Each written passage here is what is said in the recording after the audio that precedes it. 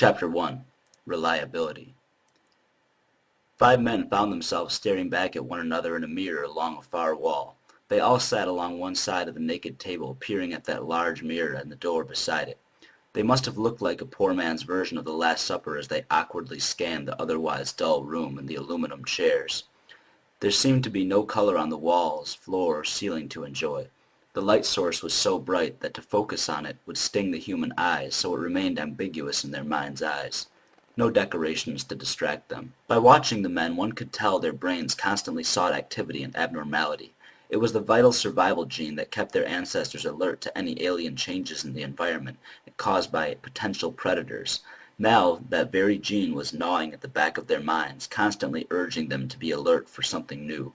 This was evident as their eyes darted all over the empty room, checking and rechecking the same blank walls as if something new was going to appear since their last survey of the same area.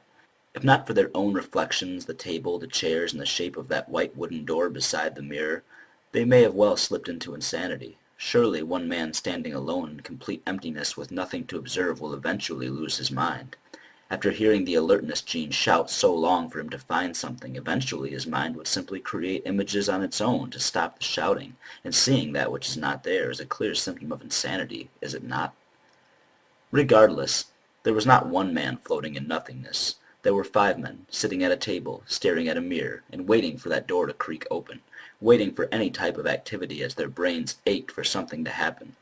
Their excitement blossomed when it finally happened.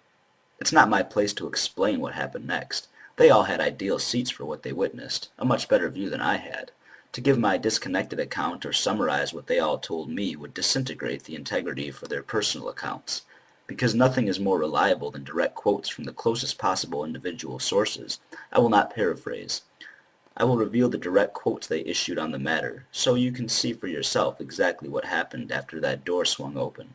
When it all was over, each man was carefully interviewed, one after another.